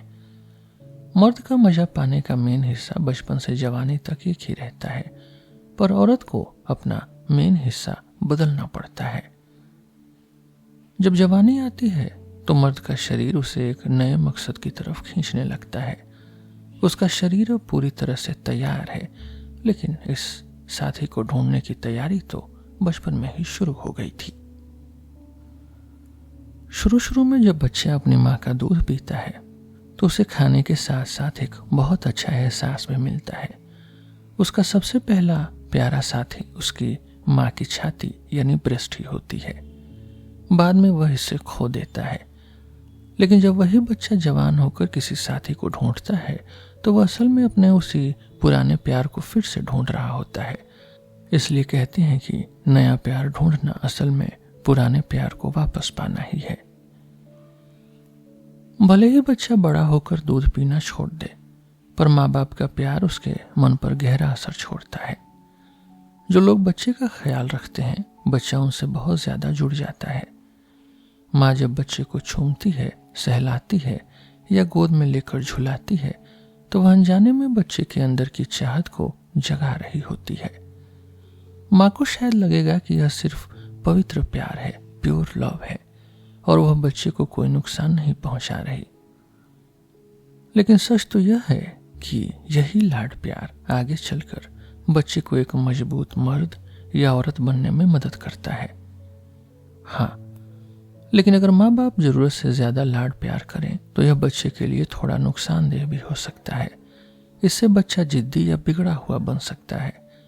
ऐसे बच्चे बड़े होकर अकेले रहने से डरते हैं और उन्हें हर समय किसी न किसी के साथ की जरूरत महसूस होती है, जिससे वे घबराहट के यानी नर्वसनेस के मरीज बन सकते हैं। छोटे बच्चे अजनबियों को देखकर क्यों डरते हैं या उन्हें अंधेरे से डर क्यों लगता है? जांच पड़ताल से पता चला है कि यह डर कुछ और नहीं बल्कि अपने प्यारे इंसान को पास न पाने की बेचैनी है। जब बच्चा अपने किसी अपने को नहीं देख पाता तो उसका प्यार डर में बदल जाता है। वह तब तक नहीं मानता जब तक वह अपने किसी प्यारे इंसान का हाथ न पकड़ ले। जो बच्चे बचपन में बहुत ज्यादा डरे डरे रहते हैं, अक्सर उनके अंदर शरीर की चाहत यानी सेक्सुअल इंपल्स बहुत तेज होती है या उन्हें बहुत ज्यादा लाड प्यार देकर कमजोर बना दिया गया होता है। मम्मी पापा का लाड प्यार, लव बचपन में बहुत अच्छा होता है, लेकिन नेचर और समाज ने एक पक्का नियम बनाया है। यह नियम कहता है कि हम अपने घर के लोगों, ब्लड रिलेशंस को प्यार या शादी के लिए नहीं चुन सकते। समाज चाहता है कि बच्चे, खासतौर पर लड़के, अपने परिवार के पुराने बंधनों से थोड़ा बाहर निकलें ताकि वे बाहर की दुनिया में नए लोगों से मिल सकें और नए काम कर सकें।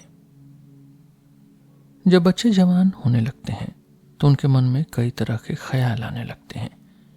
अक्सर ये पुरानी फीलिंग्स, ये पुरानी भावनाएं वापस आती हैं जब बच्चा छोटा था, जैसे बेटे का माँ की तरफ खिंचाव और बेटी का पिता की तरफ।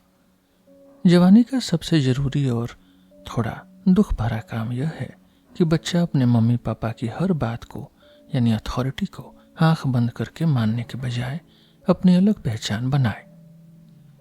यह बदलाव, यह चेंज ही पुराने और नए लोगों के बीच एक फर्क पैदा करता है।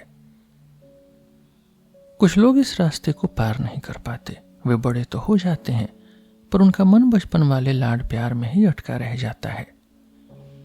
आपने देखा होगा कि कुछ लड़कियां शादी के बाद भी अपने पति से वैसा जुड़ाव महसूस नहीं कर पाती।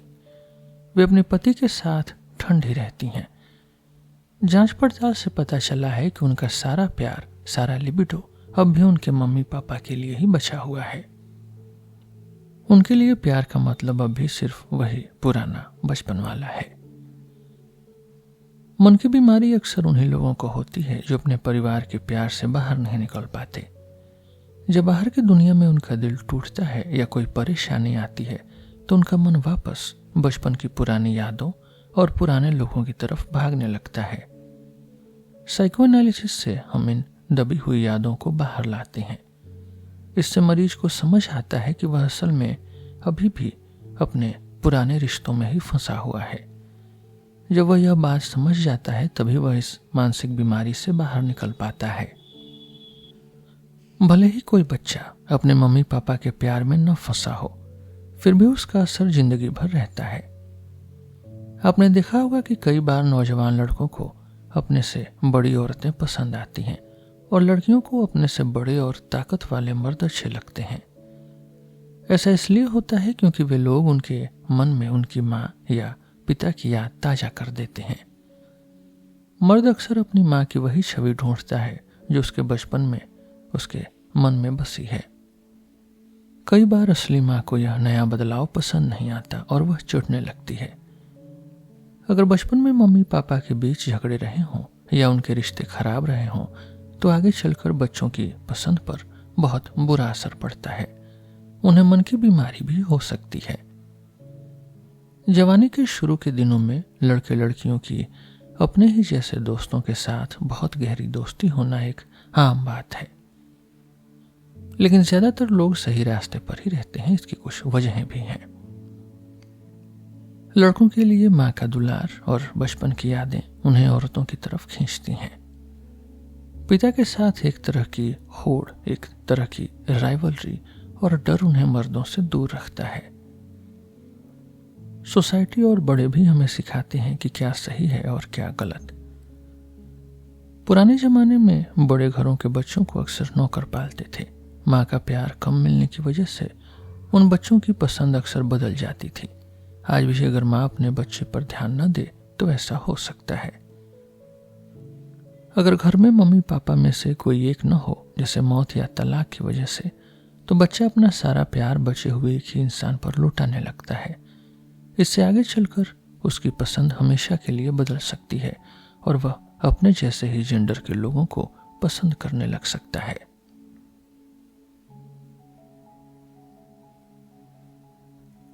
समरी। अब समय आ गया है कि हम अपनी पूरी बातचीत को एक साथ जोड़ें। हमने अपनी कहानी शरीर की उन चाहतों से शुरू की थी जो थोड़े अलग रास्तों पर चली जाती हैं। हमारे सामने सबसे बड़ा सवाल यह था कि क्या ये बातें इंसान में पैदाइशी होती हैं या वह इन्हें जिंदगी के हालातों से सीखता है। इस सवाल का जवाब ढूंढने के लिए हमने उन लोगों की जांच पड़ताल की जो मन की बीमारी से परेशान थे। हमने पाया कि उनके मन के अंदर ऐसी दबी हुई भावनाएं थीं जिन्हें दुनिया अजीब या गलत मानती है। इसीलिए हमने यह समझा कि मन की बीमारी असल में उन अजीब आदतों का उल्टा रूप है। इस जांच पड़ताल से एक बहुत बड़ी बात सामने आई। ये जो अजीब पसंद, ये जो परवर्जन्स होती हैं, ये हम सबके अंदर बचपन से ही मौजूद होती हैं। जैसे जैसे हम बड़े होते हैं हमारा शरीर बदलता है और हमारे मन में कुछ रुकावटें आने लगती हैं। ये रुकावटें हैं शर्म, घिन और दूसरों के लिए दया। समाज के नियम और बड़ों का डर भी हमें एक सही रास्ते पर चलाने में मदद करते हैं। अगर कोई इंसान बड़े होकर अजीब बर्ताव करता है तो इसका मतलब है कि उसका बढ़ना, उसका डेवलपमेंट कहीं रुक गया है और वह अब भी अपने बचपन वाली आदतों में फंसा हुआ है। प्यार की यह चाहत कोई एक चीज नहीं है, बल्कि यह बहुत सारी छोटी छोटी भावनाओं, बहुत सारी छोटी छोटी फीलिंग्स से मिलकर बनी है। बचपन में ये सारी फीलिंग्स अलग अलग होती हैं, लेकिन जब इंसान बड़ा हो जाता है तो ये सब मिलकर एक हो जाती हैं और एक ही मकसद के लिए काम करने लगती हैं। हमने यह समझा कि बीमार लोगों यानी साइकोन्यूरोटिक्स के मन में अजीब आदतें क्यों आती हैं। इसे एक एग्जाम्पल से समझें। जैसे एक बड़ी नदी का रास्ता जब बीच में बंद कर दिया जाता है तो उसका पानी आसपास के छोटे रास्तों में भरने लगता है। बिल्कुल वैसे ही जब मन की चाहत को दबाया जाता है तो वह अजीब आदतों के रूप में बाहर आती है। फिर हमने बच्चों के जीवन की जांच पड़ताल की। यह बड़े दुख की बात है कि बहुत से लोग बच्चों के मन की इन बातों को नहीं मानते और उन्हें अजीब कहते हैं। सच तो यह है कि बच्चा अपने साथ ये भावनाएं, ये जर्म्स लेकर ही पैदा होता है। जब वह माँ का दूध पीता है तभी उसे एक सुखद एहसास, एक ग्रेटिफिकेशन मिलता है। इसी मजे को दोबारा पाने के लिए वह अपना अंगूठा चूसना शुरू कर देता है। 3 से 5 साल की उम्र के बाद बच्चे का यह मजा पाना थोड़ा धीमा या शांत हो जाता है, लेकिन शरीर के अंदर की एनर्जी खत्म नहीं होती। वह एनर्जी अब दूसरे जरूरी कामों में लगने लगती है, जैसे समाज के लोगों के लिए अच्छा सोचना और मन के अंदर शर्म या सही गलत की दीवारें बनाना। बच्चों में यह हलचल कई जगहों से आती है। शरीर के कुछ हिस्से जैसे स्किन मजा देने के लिए पहले से ही तैयार होते हैं। जब बच्चा बहुत ज्यादा डरता है या उसे बहुत दुख होता है तब भी उसके शरीर में एक अजीब सी हलचल पैदा हो सकती है। बचपन की सबसे बड़ी बात यह है कि इस मजे के लिए बच्चे को किसी दूसरे इंसान की जरूरत नहीं होती। वह अपने ही शरीर से खुश रहता है, जिसे खुद से मजा पाना कहते हैं। बचपन में ही शरीर के खास हिस्से अपनी पहचान दिखाने लगते हैं। जैसे शरीर के दूसरे हिस्से मजा देते हैं, वैसे ही ये अंग भी थोड़ा बहुत मजा देना शुरू कर देते हैं। कई बार दूसरे तरीकों से मिलने वाली खुशी भी इन्हीं हिस्सों में हलचल पैदा कर देती है। जांच पड़ताल में अभी हमें यह पूरी तरह समझ नहीं आया है कि इस मजे और जोश का आपस में पक्का रिश्ता क्या है। बचपन में कितना मजा लेना सही है यह कहना थोड़ा मुश्किल है। बच्चे ज्यादातर अपने आप से ही मजा लेते हैं, लेकिन अगर कोई बाहर का इंसान बच्चे को गलत बातें सिखा दे या बहका दे तो बचपन का वह शांति वाला समय से पहले ही खत्म हो सकता है। ऐसे बच्चे फिर किसी की बात नहीं मानते और उन्हें सिखाना, पढ़ाना बहुत मुश्किल हो जाता है। जवानी आने पर 2 बड़ी और जरूरी चीजें होती हैं। पहली, शरीर के खास अंग अब लीडर बन जाते हैं और बाकी हिस्सों पर राज करते हैं। दूसरी, इंसान अब अपने लिए एक साथी ढूंढना शुरू करता है। ये दोनों बातें बचपन से ही जुड़ी होती हैं। बचपन के वे छोटे मोटे मजे अब बस एक बड़े मकसद की तैयारी बन जाते हैं। आखिर में जब शरीर से वो खास चीज यानी सेक्सुअल प्रोडक्ट्स बाहर निकलती हैं तब बहुत ज्यादा मजा मिलता है और मन की सारी बेचैनी शांत हो जाती है। यहाँ मर्द और औरत के बढ़ने का तरीका अलग हो जाता है। एक लड़की को औरत बनने के लिए अपने बचपन के कुछ मर्दाना स्वभाव को दबाना पड़ता है। हमने यह भी देखा कि बच्चे का सबसे पहला प्यार उसके मम्मी पापा या उसका ख्याल रखने वाले लोग ही होते हैं, लेकिन बड़े होने पर घर की दीवार यानी इंसेस्ट बैरियर उसे अपने परिवार के लोगों को छोड़ने और बाहर किसी और को ढूंढने पर मजबूर कर देती है। आखिर में जवानी के समय शरीर और मन दोनों एक साथ मिलकर काम करना शुरू करते हैं, जिससे प्यार को एक पक्का और सही रास्ता यानी नॉर्मल फॉर्म मिल जाता है। जैसे हमने पहले देखा जवानी की तरफ बढ़ने वाला यह रास्ता बहुत लंबा और कॉम्प्लिकेटेड है। इस रास्ते में कई ऐसी जगहें आती हैं जहां इंसान का मन हमेशा के लिए अटक सकता है। जब यह पूरा ढांचा, पूरा स्ट्रक्चर तैयार होता है तो इसके जोड़ों के टूटने या अलग होने का खतरा रहता है। अब हम उन अंदरूनी और बाहरी बातों के बारे में बात करेंगे जो इस डेवलपमेंट में रोड़ा अटकाती हैं। सबसे पहले आती है पैदाइशी बनावट, सेक्सुअल कॉन्स्टिट्यूशन। यह सबसे जरूरी चीज है, लेकिन इसके बारे में पक्के तौर पर तभी पता चलता है जब बच्चा बड़ा होता है। हर बच्चा अपने साथ कुछ अलग खूबियां लेकर पैदा होता है। किसी के अंदर मजा पाने का कोई एक तरीका ज्यादा तेज होता है तो किसी में कोई और। कभी कभी यह पैदाइशी बनावट इतनी ज्यादा अलग होती है कि वह अपने आप ही एक अजीब जिंदगी की तरफ ले जाती है। इसे हम खानदानी खराबी कह सकते हैं। यहां मैंने एक बहुत ही कमाल की बात देखी है। मैंने जिन बहुत ही बीमार लोगों का इलाज किया, उनकी जांच पड़ताल में एक सबूत मिला। उन मरीजों में से आधे से ज्यादा के पिताओं की शादी से पहले एक बहुत पुरानी और खतरनाक बीमारी थी, सिफिलिस। उन बच्चों के शरीर पर उस बीमारी के सीधे निशान तो नहीं थे, लेकिन उनके मन और शरीर की बनावट पर उसका बुरा असर जरूर पड़ा था। मैं यह नहीं कहता कि ऐसा हर बार होता है, पर यह बात बहुत जरूरी है। अजीब पसंद यानी परवर्जन वाले लोगों के खानदान के बारे में जानकारी मिलना मुश्किल है, क्योंकि वे अपनी बातों की जांच पड़ताल नहीं होने देते। लेकिन फिर भी हमें लगता है कि उनके परिवारों में भी वैसा ही होता है जैसा मन के बीमार लोगों के साथ होता है। एक ही परिवार में आप देख सकते हैं कि मर्द तो अपनी अजीब पसंद को खुलकर दिखाते हैं, लेकिन औरतें उसे दबा लेती हैं और मन की बीमारी का शिकार हो जाती हैं। यह इस बात का सबूत है कि बीमारी और अजीब पसंद का आपस में बहुत गहरा रिश्ता है। प्यार और चाहत की इस पूरी कहानी में दो चीजें सबसे जरूरी हैं।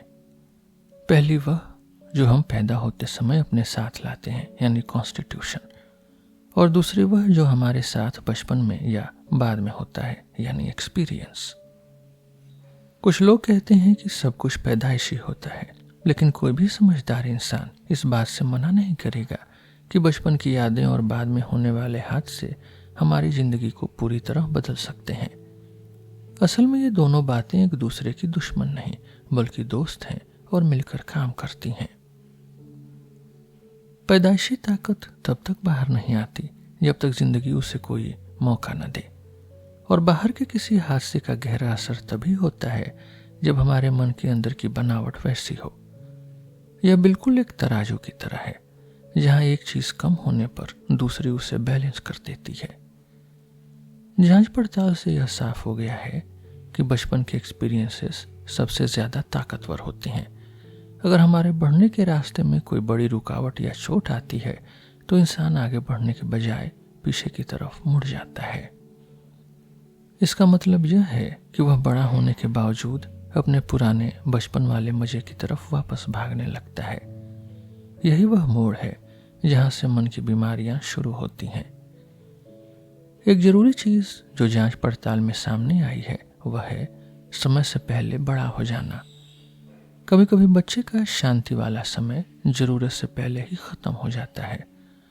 इससे उसके मन में ऐसी भावनाएं जागने लगती हैं जिनके लिए न तो उसका दिमाग तैयार है और न ही उसका शरीर। क्योंकि उसका सिस्टम अभी कच्चा है, इसलिए ये भावनाएं अक्सर टेढ़े रास्तों पर चली जाती हैं। बाद में यही चीजें मन की बीमारी के लक्षण बन सकती हैं। जब कोई बच्चा समय से पहले बड़ा होने लगता है तो बड़े होने पर उसके दिमाग के लिए अपनी चाहतों को काबू करना मुश्किल हो जाता है। एक मजेदार बात यह है कि बहुत ज्यादा होशियार और काबिल लोगों के बचपन में भी अक्सर यह चीज देखी जाती है, पर उनके मामले में यह हमेशा बीमारी नहीं बनती। जैसे पेड़ों पर फलों के आने का एक सही समय होता है, वैसे ही हमारे मन की भावनाओं के जागने का भी एक खास सीक्वेंस होता है। अगर यह टाइमिंग बिगड़ जाए तो पूरी जिंदगी की कहानी बदल सकती है। अगर कोई भावना अपने सही समय से बहुत पहले या बहुत बाद में आती है तो उसका रिजल्ट भी अलग निकलता है। एक बार जो चेंज मन के अंदर हो गया उसे वापस ठीक करना बहुत मुश्किल होता है। कभी कभी बचपन में जो जिद या चाहत बहुत तेज दिखती है वह अचानक गायब भी हो सकती है। जैसे कहते हैं ना, सख्त मालिक ज्यादा दिन राज नहीं करते। यानी बचपन की कोई बहुत तेज आदत जरूरी नहीं कि बड़े होने पर भी रहे, वह गायब होकर अपनी बिल्कुल उलट आदत में भी बदल सकती है। यह समय का हेर फेर क्यों होता है, यह अभी भी एक गहरा राज है जिसे समझना भी बाकी है। कुछ लोगों के साथ एक अजीब बात होती है, उनके बचपन की यादें उनके दिमाग में गोंद की तरह चिपक जाती हैं। जहां आम लोग बचपन की बातों को भूल जाते हैं, वहीं बीमार लोग या अजीब पसंद वाले लोग उन यादों को बहुत मजबूती से पकड़ कर रखते हैं। उनके लिए पुरानी यादों के निशान आज की बातों से ज्यादा ताकतवर होते हैं। जैसे जैसे समाज या लोग ज्यादा पढ़े लिखे और सभ्य होते जाते हैं, उनके लिए बचपन की यादें और भी जरूरी हो जाती हैं।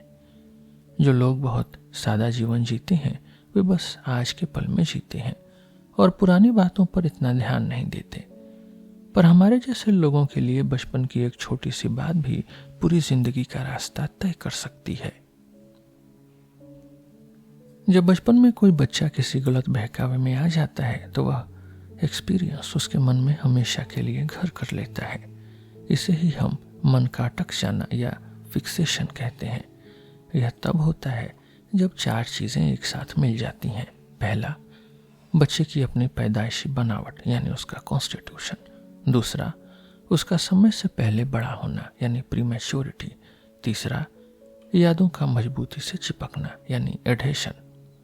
और चौथा, बाहर से मिलने वाली कोई गलत सीख या अचानक लगी चोट। इन सब की वजह से इंसान की पसंद आम लोगों से अलग हो जाती है और वह पुरानी आदतों में ही फंसा रह जाता है। आखिरी बात, सच तो यह है कि अभी हमें शरीर के अंदर होने वाले असली कामों के बारे में बहुत कम पता है।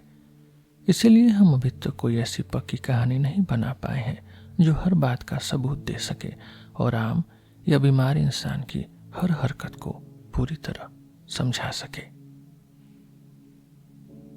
सिगमंड फ्रॉइड की ये किताब बस इतनी ही थी। हम फिर मिलेंगे आपसे एक नए एपिसोड में एक नई किताब के साथ। मेरा नाम है रोहित और आप सुन रहे थे सिलेबस विद रोहित। धन्यवाद।